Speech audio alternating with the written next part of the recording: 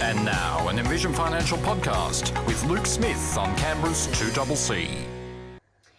Well, I'm really very happy to have in the studio with me now Luke Smith from Envision Financial. Nice to catch up with you again. It's been a little while between drinks, as they say. Good to have you back. And well, thank you very much. It's like we make sure that we spread that one around. And look, I know that we've got a couple of other topics that we're going to be getting to as well. But I started off the program and I spoke yesterday about it, and obviously it's the headline news, and we've had some great calls today already. Yep. Negative gearing and what's going on with that, and the government, flip-flopping around as per usual, demonising landlords and those taking advantage of it. What's your view, Luke?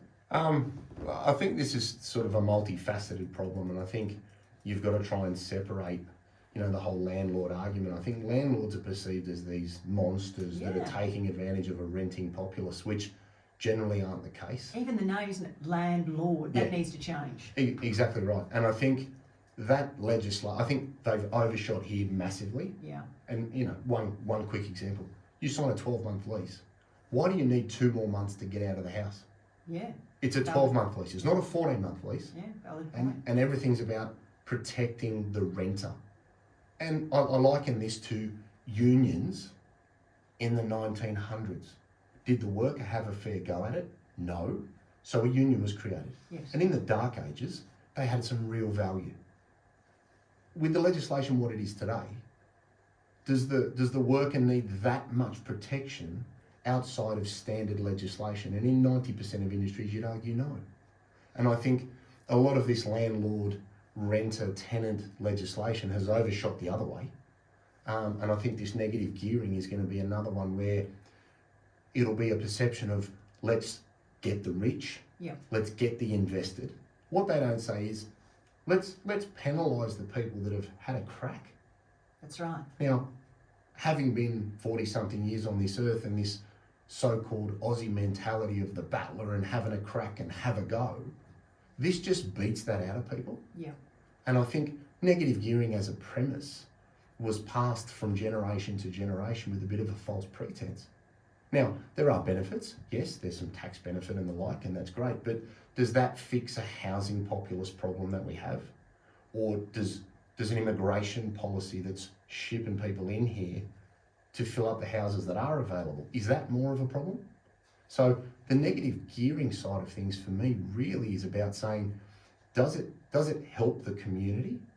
Well, are we talking about individual taxpayers? Are we talking about the availability of properties? The concept of negative gearing is always been questioned as to what's the benefit, because in the 90s, when the top marginal tax rate was 60,000, you had my parents' generation big advocates of negative gearing because you got immediate benefit from $60,000 onwards at a 50% deduction being the top marginal rate. Well, the top marginal rate's been at 180,000 for many, many years. Yeah. So it's actually directly diluted the net tax benefit of something like negative gearing. But that generational transfer of information from mum to daughter, from father to son, that older generation still have, it's good, it's amazing, because they're referring back to what it was like in the 90s. Yep. They're now retired. So when you actually look at that and say, well, you were getting 50%, mum, because you were earning $70,000, which in the mid-90s was a great wage. I don't know what the stat is, but it's probably 1% of the population earn more than 180,000 to benefit from a 50% deduction from negative gearing. So for me, if you're going to be $10,000 negative to get $3,000 back, where's the upside of that to start with? Yeah, that's right. And the other thing that I've pointed out in talking about it this week is that's the whole idea of being an investor, isn't it?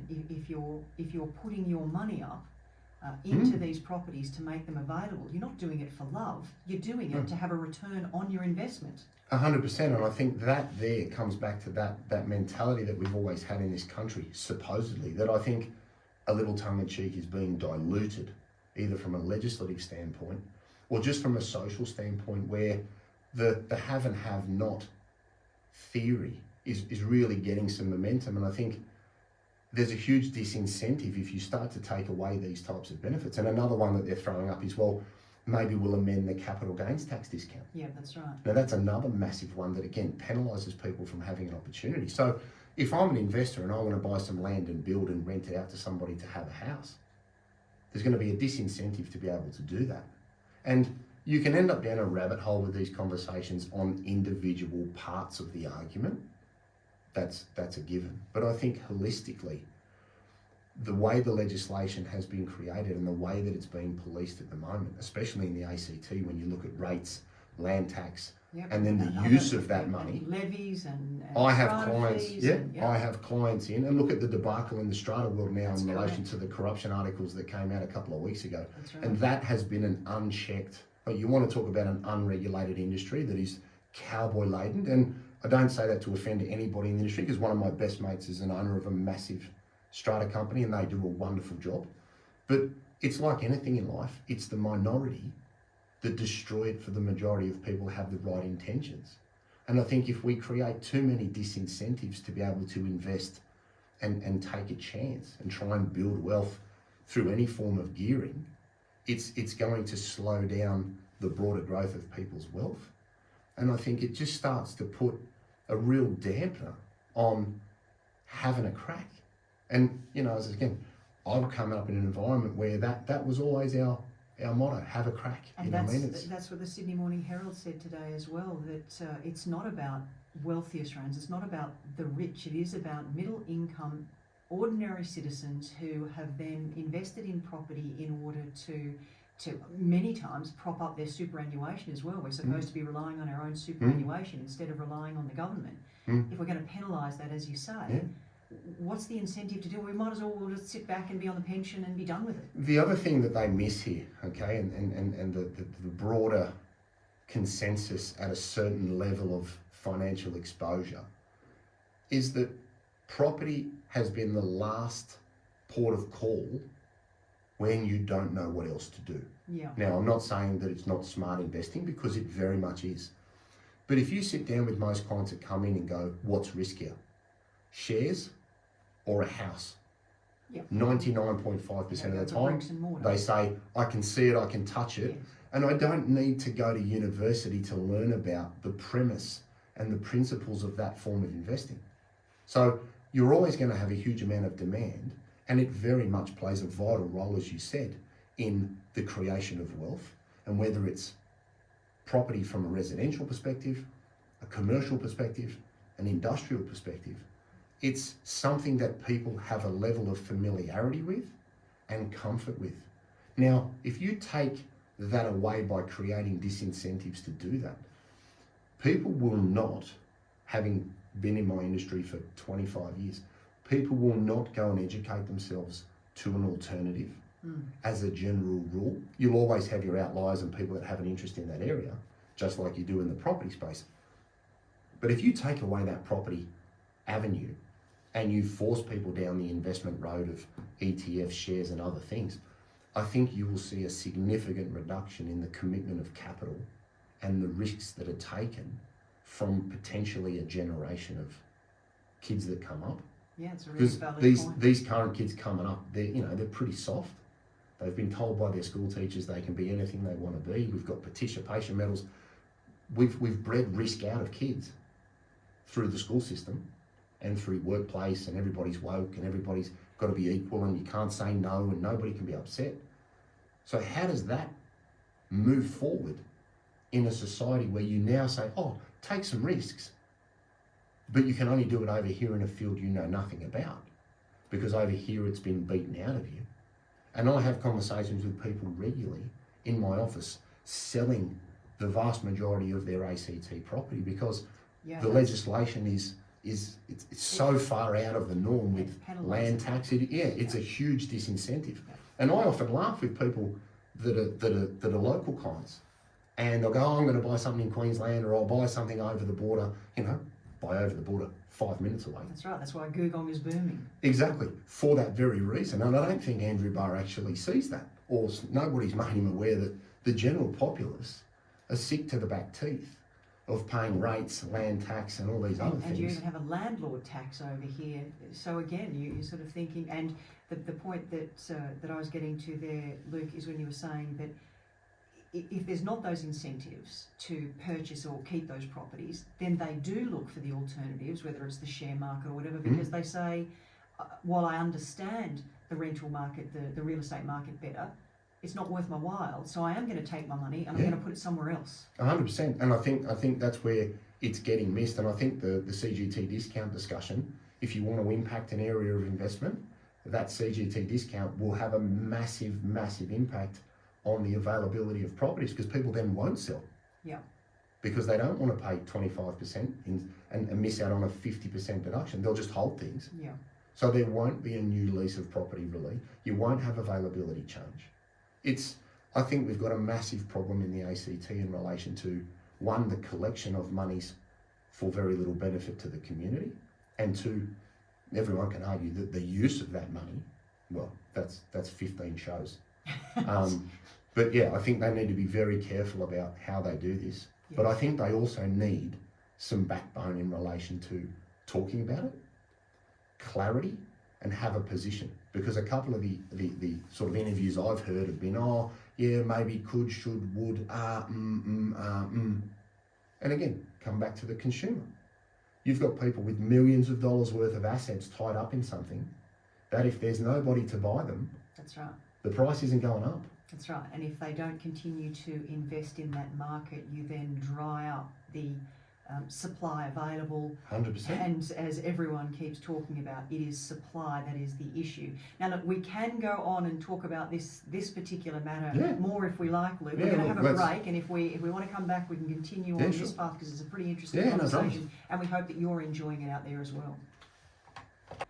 In the studio now, I'm joined by Luke Smith from Envision Financial, and we've been having a very interesting chat about negative gearing, capital gains and things that are going on, and discussions from a federal government perspective about will they, won't they change that. Of course, Luke, it's being driven by the Greens, and the Greens claiming that they are the renters' party, but everything that they're trying to do is actually going to make things more difficult for renters.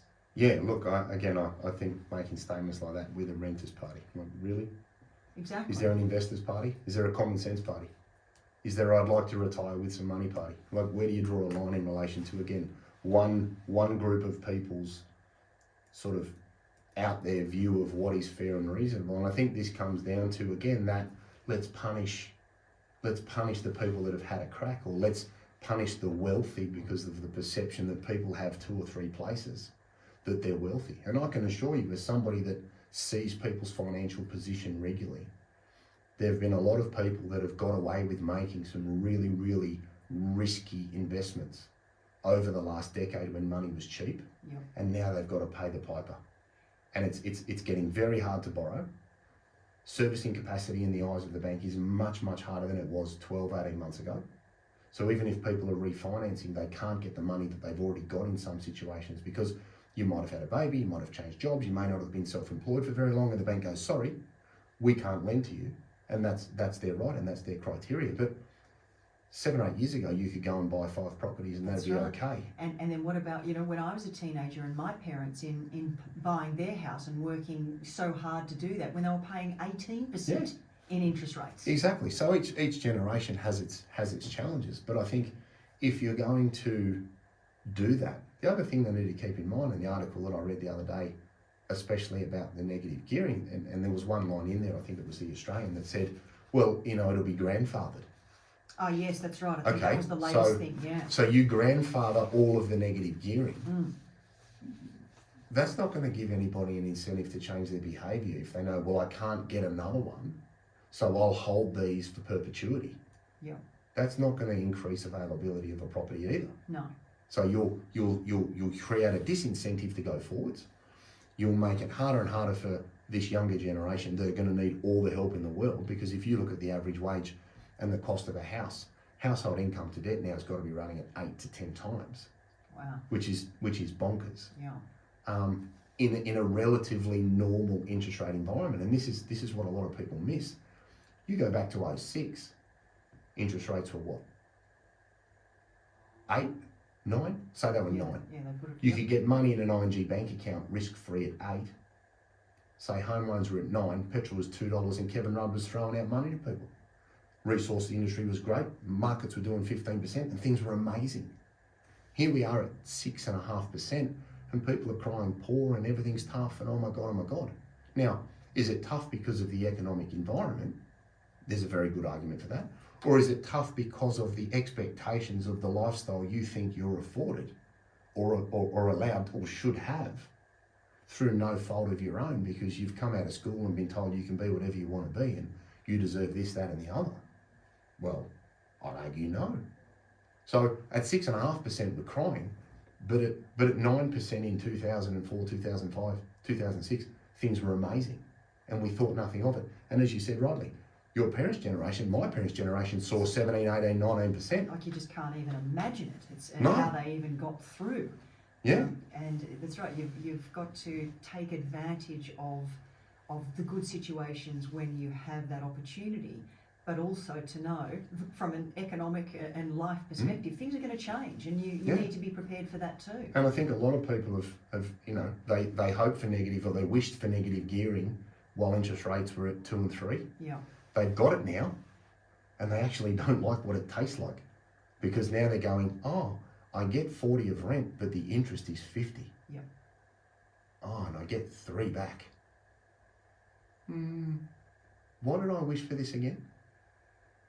So whilst you can argue it's good or bad as a principle, to then start taking it away or limiting people's ability to do it, any investor is going to make an informed decision around whether something is right or wrong for them. So this for me is not about is it good or is it bad. That's a separate discussion around suitability for an individual.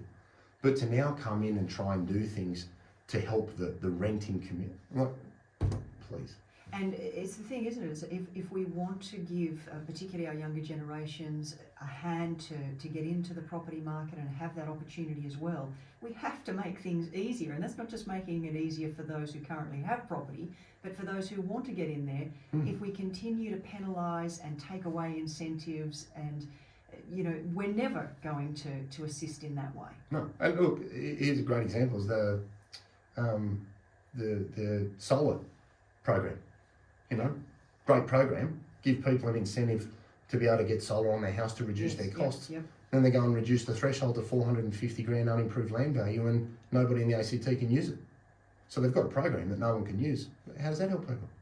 Electricity prices are climbing.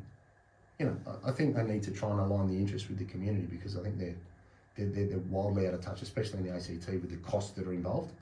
It'd be a very compelling argument to buy something in the ACT. And I think that's why we are seeing so much movement over the border as well. Look, we're down to our last minute already, Luke. Been a fascinating conversation. You better tell us where listeners can get more information. Yeah, look, office number 62604749. We've got envisionfinancial.com.au on the internet. We've got the strategy stacker, Luke Talks Money on iTunes and Spotify. And these types of investment options and negative gearing and these other strategic considerations are all in Smart Money Strategy, your ultimate guide to financial planning, available in all good bookstores and Amazon. And YouTube, TikTok, Smart Money Strategy, you're all over it. There's a little bit for a little bit. Social media guru. Well, look, it's been lovely having you in and having the chance for a chat again this afternoon. Luke Smith from Envision Financial, and I hope you've gained something out of that pretty informative chat about negative gearing. What are your thoughts on it? Give me a call and let me know. 6255 1206. You can text if you like, 0488 266 266, or send an email via the website 2cc.net.au. Click on the feedback icon. Luke, you'll be back here with Leon next week. Yep. And then I'll be back in the hot seat for Leon when he has a little bit of time off. So we'll be back on together and look forward to that.